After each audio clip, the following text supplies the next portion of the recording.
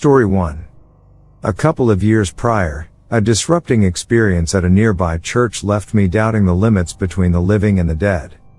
It was a calm Sunday night, and I got myself alone in the faintly lit safe haven, looking for comfort in the quiet reverberates of the sacred spot.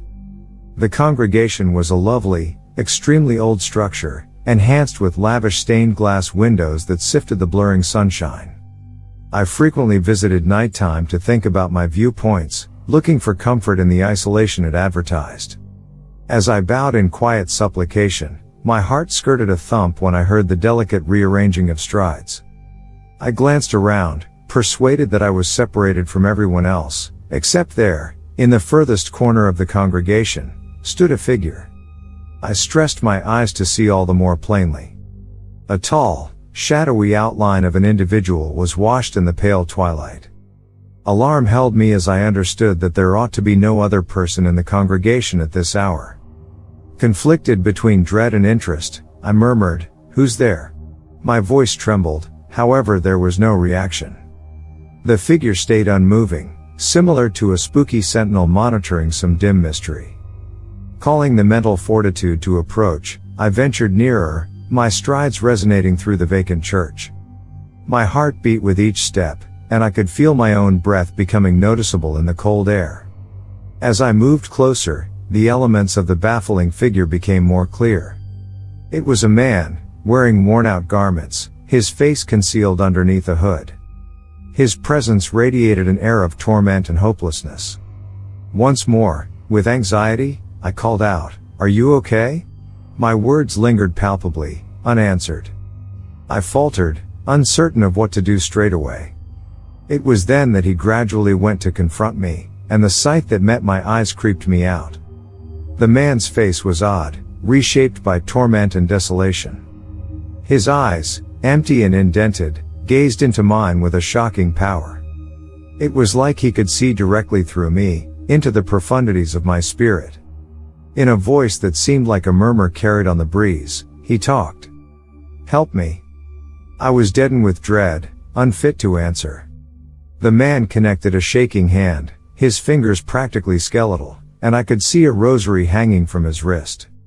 Obviously he really wanted help, however I was unable to force myself to contact him. As the minutes passed, a sensation of fear washed over me. The man's voice developed more frantic, and he kept on asking for help. Be that as it may, before I could marshal the fortitude to help him, he started to disappear, similar to fog vanishing under the morning sun. I was left remaining there, alone in the faintly lit church, my heart dashing and my psyche staggering. Had I experienced a lost soul looking for salvation, or was it something hazier and more evil? Right up to the present day, I'm spooky by that upsetting church experience, always pondering the perplexing figure I experienced in the consecrated corridors of the old church. Story 2. A couple of months prior, I encountered a chilling experience that unfurled inside the blessed walls of an old, ghostly church.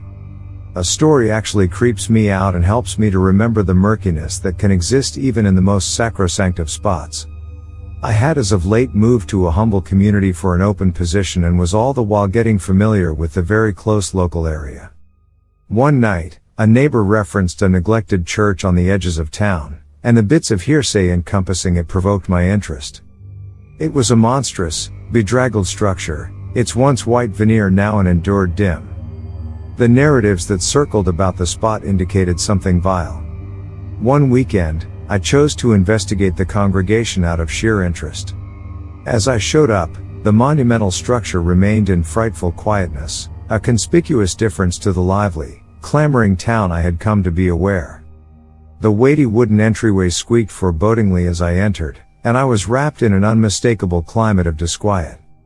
The inside was an obvious impression of disregard. Dust-covered seats, worn out in books, and broke stained glass windows laid out a troubling picture. In any case, what terrified me the most was the unusual figure in the furthest corner of the congregation. A solitary man, wearing clothes, bowed before the special stepped area. His head was bowed, and he murmured something incongruous. I watched, reluctant to upset him.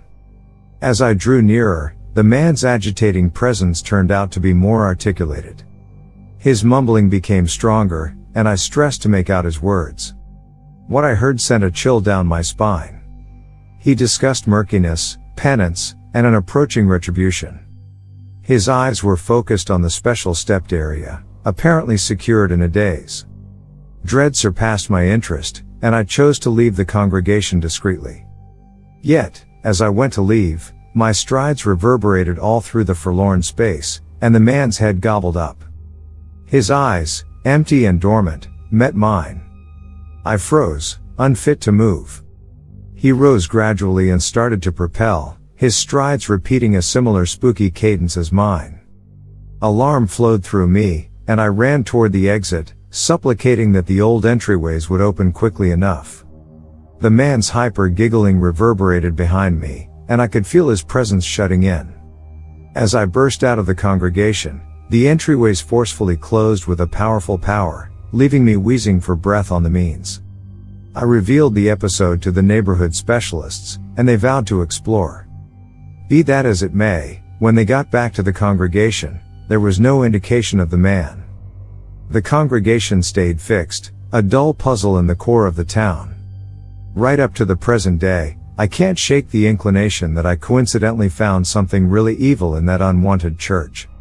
It fills in as a distinct update that even in the most sacrosanct spots, dimness can grab hold, and the line between the genuine and the extraordinary can obscure. Story 3. It was a bleak night when I chose to investigate the puzzling deserted church that had consistently charmed me. The frail structure had represented ages, covered in nearby legends and apparition stories. I figured it would be energizing to see it very close, yet I had no clue about the thing I was finding myself mixed up with. The day began like some other. I had caught wind of this scary church from a companion who professed to have seen bizarre figures around it around evening time. The narratives were sufficient to arouse my interest, so I got my spotlight and headed to the barren area. As I moved toward the congregation, I felt a tangible feeling of disquiet. The sun had proactively set, and the foreboding shadows lingered unfavorably overhead. The design remained solitary, its wooden entryways squeaking in the breeze. I took a full breath and pushed them open, uncovering a completely dark inside. The air inside was weighty, and I could smell the staleness of rot.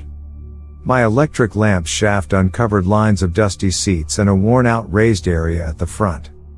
The quiet was stunning, broken simply by my own pulse. Not set in stone to investigate further. As I wandered further into the congregation, a commotion surprised me. It was a delicate mix, similar to strides on the creaky wooden floor. I swung my electric lamp around yet couldn't see anybody. Nervousness perplexed me as I moved carefully through the seats, my heart dashing. Unexpectedly, a voice reverberated through the obscurity. "Who's there?" The words were murmured, however they chilled me deep down. I pointed my spotlight at the source, uncovering a shadowy figure hunkered close to the special stepped area. My heart beat as I understood I was in good company. The figure gradually rose, uncovering a rumpled man in worn-out garments. His eyes were wild, and his face was contorted with a frightful blend of dread and outrage. He muttered ambiguously, and I was unable to make out what he was talking about. It was clear he was upset, and I had no clue about how to respond. In a shudder voice, I inquired as to whether he was okay, however he kept murmuring boundlessly. The environment was choking, and the air appeared to become colder. I was deadened with dread, not knowing whether to escape or endeavor to help this man. Then, at that point, he unexpectedly jumped at me with a disrupting speed. Alarm flooded through my veins as I evaded his grip, making him collide with a seat. He groaned in torment and disarray, yet I was unable to remain there anymore. I made a run for it, my heart beating, and didn't think back until I was securely outside. The experience actually tormented my bad dreams. I never found who that man was or why he was in that neglected church. One thing's without a doubt, I won't ever wander into a neglected spot alone from this point onward. The chilling reverberations of that evening keep on advising me that a few spots are improved left undisturbed, and a few mysteries are best left in obscurity. Thanks for watching. If you liked the video, please hit the like button. If you want to see more videos, hit the subscribe button. And if you have something to say, please leave a comment.